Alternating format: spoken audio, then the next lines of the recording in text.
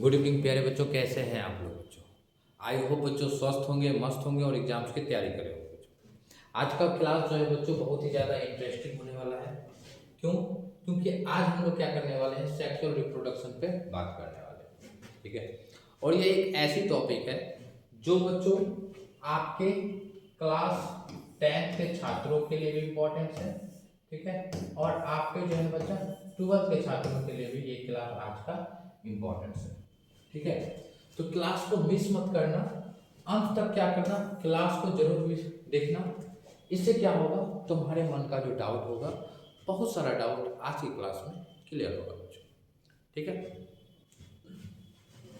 देखो हम बात कर रहे हैं आपके लैंगिक जन्म पे बात कर रहे हैं। ठीक है, किस पे बात कर रहे हैं बच्चा, लैंगिक जन्म पे बात कर रहे हैं। ठीक है, और लैंगिक जन्म किसे कहते हैं, सबसे पहले हम उसे जान लेते हैं। ठीक है, ये लैंगिक जन्म क्या होता है, जनन की एक ऐसी विधि होती है जिसमें दो जनक भाग लेते हैं। ठीक है, एक नर और दूसरा मादा।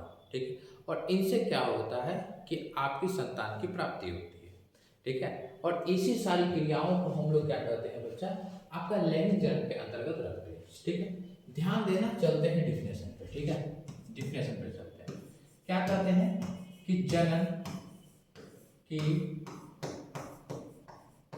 ऐसी विधि, ठीक है, जनन की ऐसी विधि जिसमें दो जनक भाग लेते हैं। क्या करते हैं, दो जनक भाग लेते हैं, जिसमें दो जनक भाग लेते हैं। ठीक है, और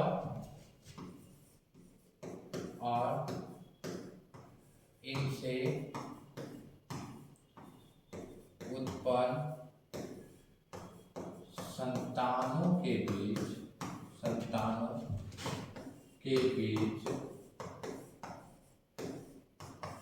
विभिन्नता पाई जाती है। विभिन्नता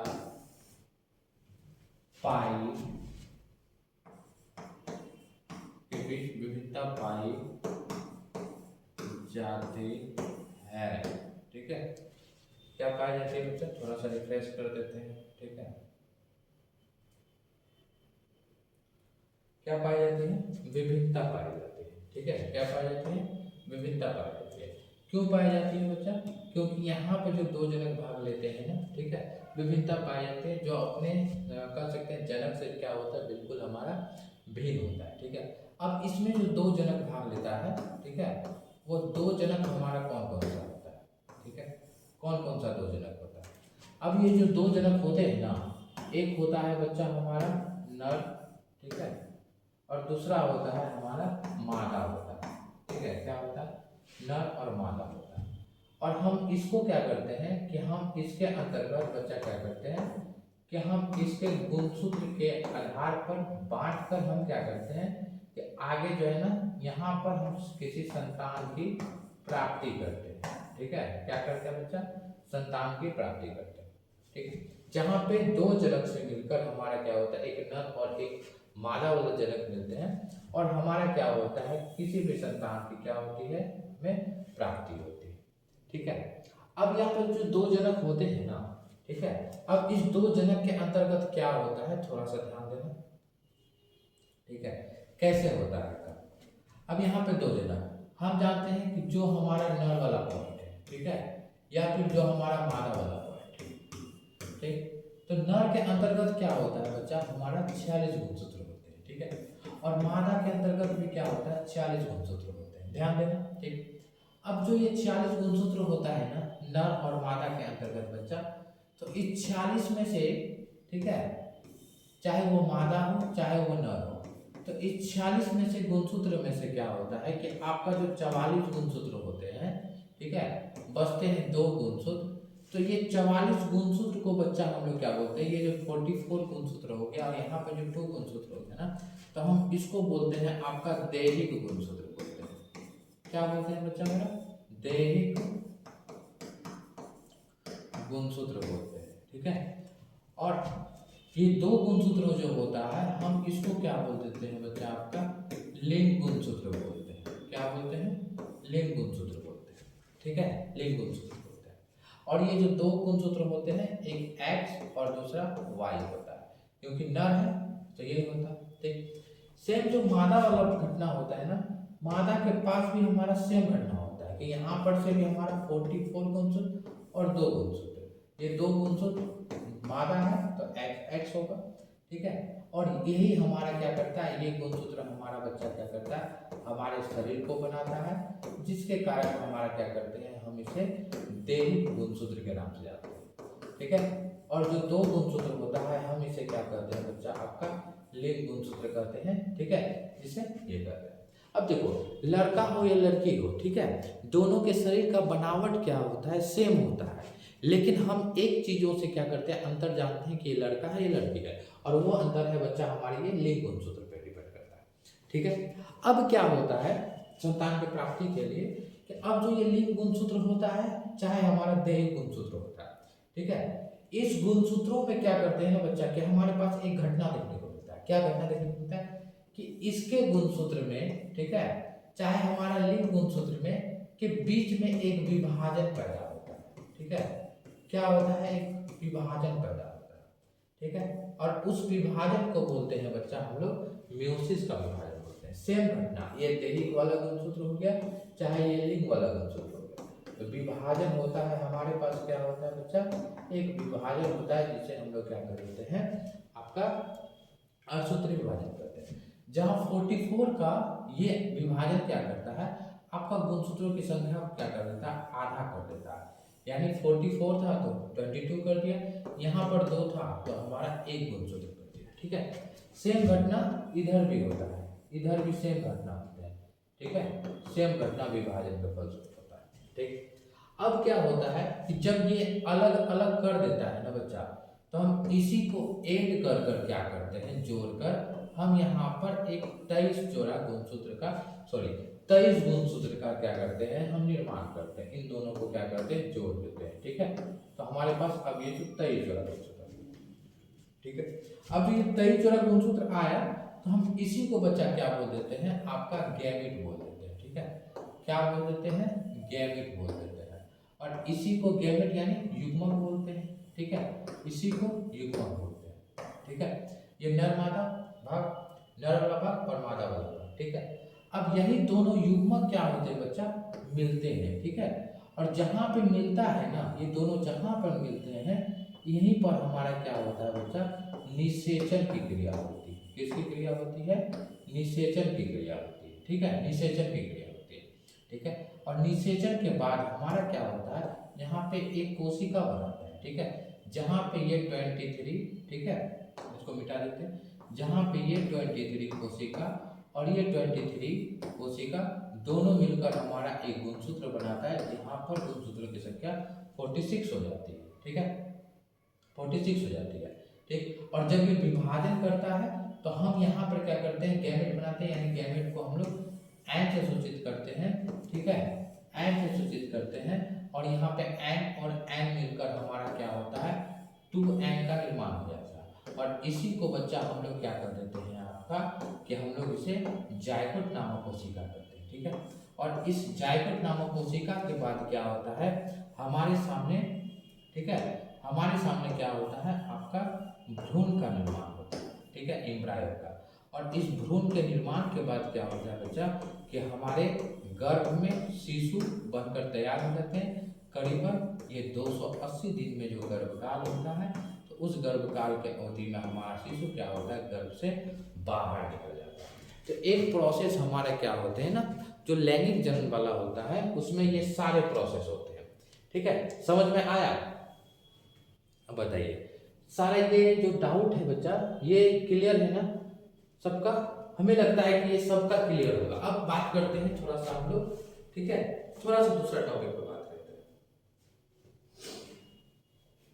ठीक है, अब हम बात करते हैं, अब एक ऐसा भी चीज मिलता होगा बच्चा, ठीक है, जहां पे हमें क्या करने को पड़ते होंगे, किसी जीव के अंतर्गत दोनों का लक्षण या अलग अलग लक्षण हमें देखने को मिलते हैं। ठीक है, यानी आमतौर पे कह सकते हैं कि हम उसे बाय सेक्सुअल एंड यूनिसेक्सुअल किसे कहते हैं, सबसे अहम मुद्दा।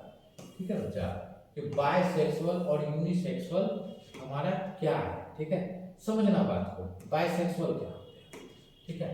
बायसेक्सुअल जो होता है बच्चा, हम इसको हिंदी में क्या कर देते हैं, आपका द्विलिंगी कहते हैं, क्या कहते हैं, द्विलिंगी कहते हैं, ठीक है। और जो यूनिसेक्सुअल होता है ना, हम इसे क्या कर देते हैं, आपका एक लिंगी कर देते हैं, क्या कहते हैं, एक लिंगी करते हैं, और इसको हम लोग द्विलिंगी करते हैं, ठीक है, द्विलिंगी करते हैं। अब देखो द्विलिंगी किसे कहते हैं और एक लिंगी किसे कहते हैं, थोड़ा सा समझ जाते हैं, ठीक है। अब जो द्विलिंगी वाला घटना होता है ना, द्विलिंगी वाला घटना होता है, तो इसमें क्या होता है, ठीक है, कि ऐसे जीव जिसमें हमारा क्या होता है बच्चा, कि नर और मादा दोनों का लक्षण पाया जाता है, ठीक है, तो हम ऐसे जीव या प्राणी को हम क्या कहते हैं, द्विलिंगी कहते हैं। और जिसमें नर और मादा दोनों में से कोई एक लक्षण पाया जाता है, हम उसे क्या कहते हैं, आपका एक लिंगी प्राणी कहते हैं, ठीक है, याद रखना, ठीक। चलो डिफिनेशन पे चलते हैं, ठीक, कि जब प्राणी में नर एवं मादा, ठीक है, जब नर और मादा दोनों का गुण पाया जाता है, एक मिनट,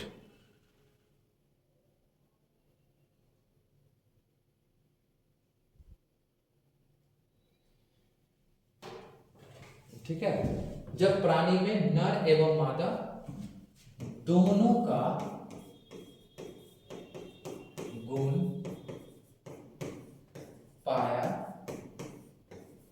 जाता है, ठीक है, तो उसे द्विलिंगी जीव कहते हैं, क्या कहते हैं बच्चा, तो उसे हम लोग द्विलिंगी जीव कहते हैं, ठीक है, जिसमें एग्जाम्पल्स में लिख सकता है, ठीक है, क्या लिख सकता है, केचुआ, क्या लिख सकता है, केचुआ, ठीक है, या फिर लिंच लिख सकता है, लिंच भी लिख सकता है, और एक हमारा स्पंज पे लिख सकता है, ठीक है, स्पंज पे लिख सकता है, ये हमारे एग्जाम्पल्स। अब जो एक लिंगी होता है ना, इसमें क्या लिख सकता है, ठीक है, कि जब प्राणी में नर एवं मादा दोनों में से कोई एक लक्षण दिखाई पड़ते हैं, तो उसे एक लिंगी कहते हैं, ठीक है। और इसका जो है बच्चा बहुत सुंदर सुंदर सा एग्जाम्पल है, मनुष्य रख सकते हैं, ठीक है, नर और मादा अलग अलग गुण दिखाई देता है, तो हम इसे क्या करते हैं, एक लिंगी, ठीक, और जिसमें दोनों का लक्षण दिखाई देता है, हम उसे क्या कर देते हैं बच्चा, द्विलिंगी कर देते हैं। क्लियर है ये सारे पॉइंट्स, बताइए, कमेंट्स कीजिए, क्या यहाँ पे दिक्कत है किसी को, ठीक है, कोई दिक्कत है बच्चा किसी को, ठीक है। अब देखो संतान का अक्सर आमतौर पे जो बच्चा जन्म होता है ना हमारा, ठीक है, संतान का जो जन्म होता है वो दो तरह से होता है, ठीक है, संतान का जो जन्म होता है, ठीक है, जन्म जो होता है बच्चा वो दो तरह से होता है। एक क्या होता है बच्चा हमारा, एक होता है अनप्रजक होता है, ठीक है, अनप्रजक होते हैं, ठीक है, और एक जो होता है वो बच्चा होता है हमारा सजीव प्रजक होता है, क्या होता है, सजीव प्रजक होता है। अब अनप्रजक क्या होते हैं और सजीव प्रजक क्या होते हैं, ठीक है, जिसमें जीव का विकास अंड के भीतर हो, ठीक है, उसे सजीव प्रजक कहते हैं, ठीक है, क्या कहते हैं उसे, सॉरी, अंड प्रजक कहते हैं, जिसमें जीव का विकास क्या होता है, अंड के भीतर होता है, और इसमें जो विकास होता है ना वो गर्भ के बाहर होता है, ठीक है, इसमें जो विकास होता है बच्चा ये क्या होता है कि आपके गर्भ के बाहर होता है, ठीक है, बाहर विकास होता है, या बाहर विकास होता है, किसमें होता है, अंडे में, ठीक है, अंड में, अंड में, ठीक है, याद रखना।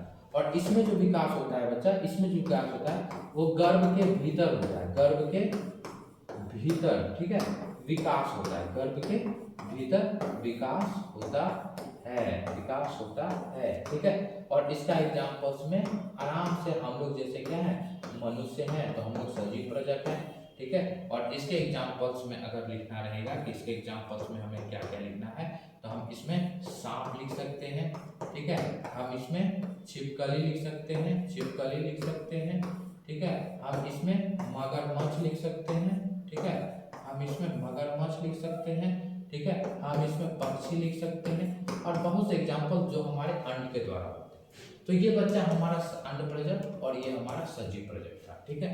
जन्म के आधार पर द्विलिंगी एक लिंगी क्या था उसको भी जाना, और हमारा सेक्सुअल यानी लैंगिक जन्म क्या होता है वो भी जाना, ठीक है। इसके बाद और बहुत से पॉइंट हैं जिसको हम लोग नेक्स्ट क्लास में देखेंगे बच्चा, ठीक है। ये क्लास आशा करते हैं आपको पसंद आया होगा, अच्छा लगा होगा। तो वीडियो अगर पसंद आए तो बच्चा एक बार कमेंट्स करना, लाइक करना और अपने दोस्तों के पास शेयर करना, ठीक है। फिर मिलते हैं बच्चों नए क्लास में, तब तक के लिए जय हिंद, जय भारत, जय बिहार।